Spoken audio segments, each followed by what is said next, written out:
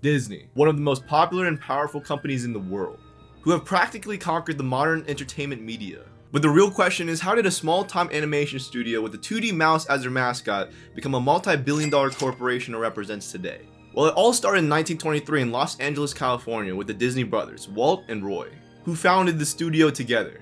And one of their first projects was known as Oswald the Lucky Rabbit, which was created by Walt Disney himself. But the thing is, the rabbit was owned by Universal Pictures, with Charles Mintz being the producer in charge of all of it.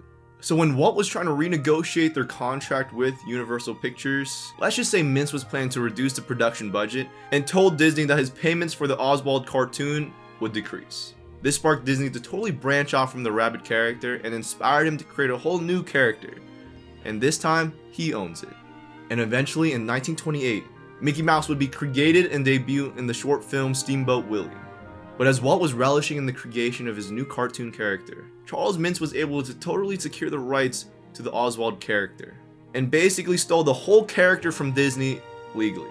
But this would probably be the most important lesson Disney would learn, that would teach them the business and power of owning rights and property. And since then, that itself has played a pivotal role in allowing Disney to rise above in the media industry. There have been many important events to occur in basically the next 100 years. And as I'm saying that right now, I just realized it's the 100th anniversary of Disney. What a coincidence. From the release of Snow White and the Seven Dwarfs in 1937, to the establishment of Disneyland in 1955 in Anaheim, California, all of which Walt Disney was able to be present and oversee, until his death in 1966. Walt, during his years at the studio, was able to lay a foundation that would allow Disney to skyrocket into international stardom and to the big billion.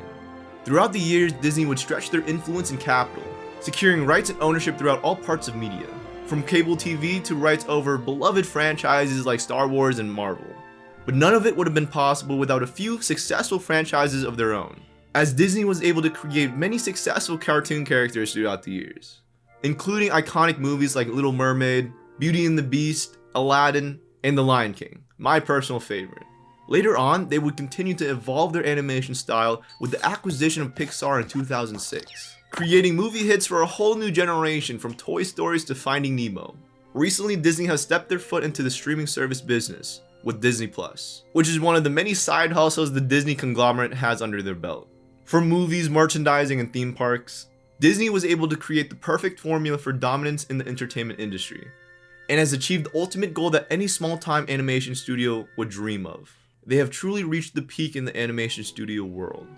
Now, if we're looking more at the business side of Disney, the current CEO of Disney is Robert Iger, who himself owns 1.1 million shares of the company, which represents a whopping total of 0.06% of Disney. While the largest shareholder of the company is the Vanguard Group, who currently owns 7.5% of the company. So far from the latest reports, Disney has reported $86 billion in revenue, and is worth $162 billion, making it the 65th most valuable company in the world. Although its stock performance has been going downhill since 2021, not really capitalizing on the whole AI hype bubble as much as the big companies over at tech. I also want to preference that my video so far has definitely painted Disney as some kind of victim or saint. From Oswald being stolen from their small studio back in the 1920s, to all their glorious achievements. But realistically, to achieve the success they have today, Disney throughout the years for sure executed some cutthroat and ruthless business decisions, especially through buying out their competition to make sure they remain the top dogs of the industry. It's not all sunshines and rainbows like how Disney portrays them in the movies. And recent news regarding Disney isn't so great either, as analysts reports that they have lost about $900 million from their last 8 films, with movie flops like Strange World and Elementals, which is honestly just one of the many struggles that companies in the entertainment industry would have to deal with eventually, especially big ones like Disney. Thanks for watching, guys.